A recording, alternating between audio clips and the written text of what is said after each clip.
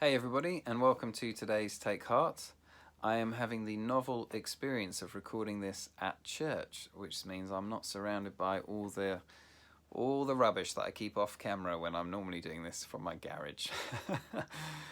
We are looking at the power of words and the way that they can lead us when we use them well. And I want to talk today about the power that words have when we use them to declare the truths that we know about our God. Basically, when we use them to worship, when we use them to speak out or to sing out our praises of Him. I've always been struck by what happens in Acts chapter 16 when Paul and Silas, who have gone to Philippi to tell people about Jesus, find that the crowd turns on them and they get arrested, they are stripped, they are severely beaten up, and then they are shoved into the maximum security wing at Philippi jail.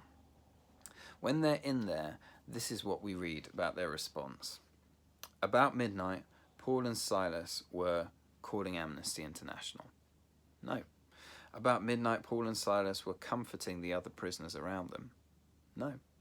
About midnight, Paul and Silas were lobbying the government. No. What it says is, about midnight, Paul and Silas were praying and singing hymns to God, and the other prisoners were listening. Now, what happens in the story, if you read it, is they do go on to bring massive comfort to the other prisoners because all the other prisoners have their chains falling off. The jailer and his wife give their lives to Jesus and end up getting saved. And they do call the authorities to account. And you can see that in the story if you read it in Acts 16.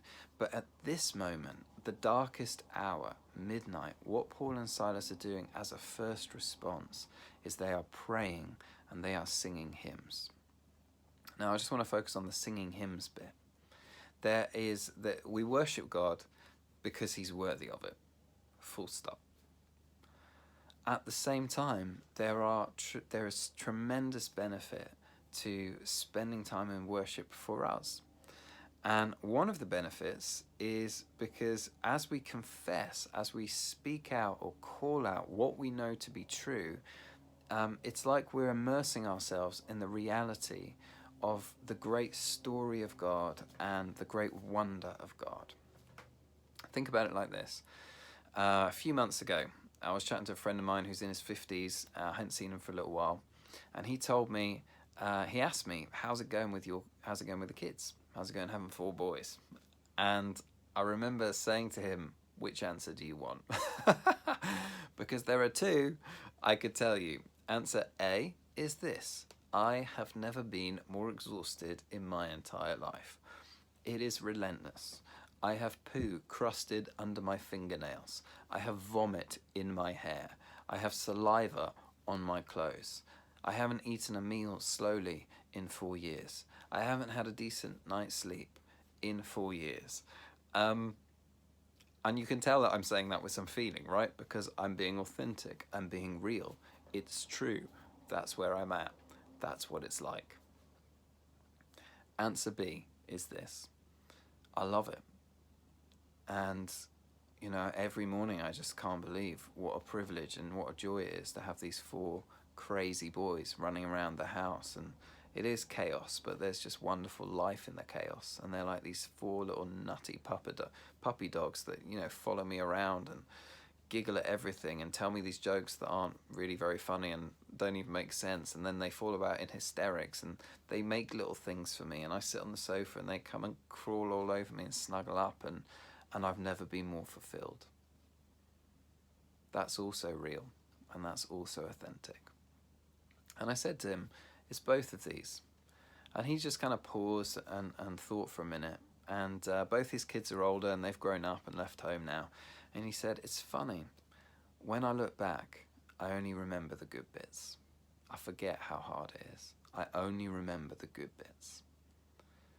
And that was an encouragement to me, that one day that will be true for me too. And if you found that's not the case, then please don't write in and correct him, because it's kind of keeping me going.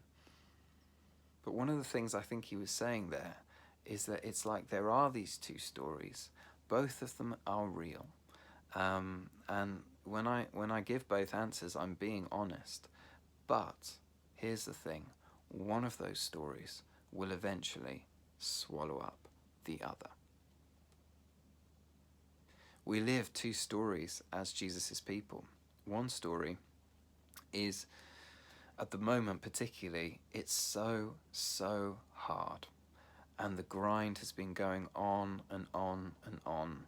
And now we're going to into sort of the new phase of everything opening up. But it's like, this is when the there's more fear about jobs being lost and what's it going to look like, the what we're coming back into, and adjusting in a whole new way again. And it's been going on forever, and it's so hard. But there is another story that's also true, but that's easy to forget because we don't see it immediately around us. And it's the story of God, the story that God is in control, God is sovereign, God is powerful, and God is good, and God is with us, and God will work all things together for the good of those who love him and who are called according to his purpose.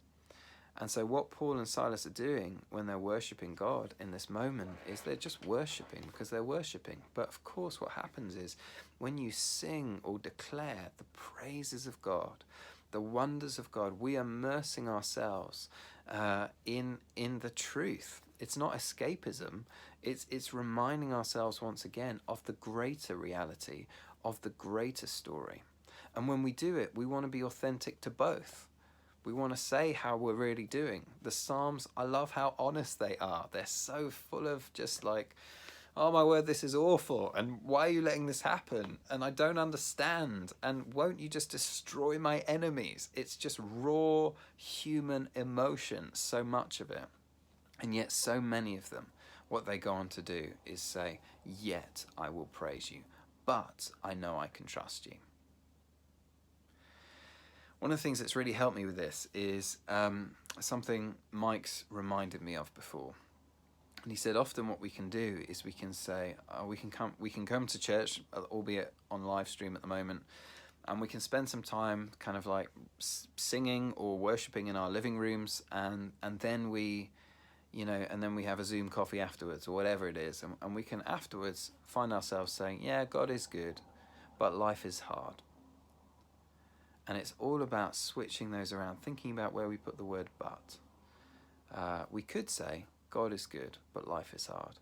Or we could flip that around and we could say, life is hard, but God is good. And to quote my dear friend, the Reverend Canon Mike Pilavachi, MBE, it's all about where you put your but. They don't give these MBEs out to just anyone. Think about where you put your but. What we can use our words for is searing, raw honesty as we come to God. Let's be honest about our struggles. Let's be honest about our fears. Let's be honest about the things that keep us awake at night. But let's also be honest about his goodness and his might and his majesty and his sovereignty. And what we will find as we declare those things about our God is just as Paul and Silas found back in that prison in Philippi. We may well be in physical chains and we may feel like we are surrounded by prison walls, but ultimately we will know it may look like we're surrounded, but we're surrounded by him. Let's use our mouths to speak his praise today.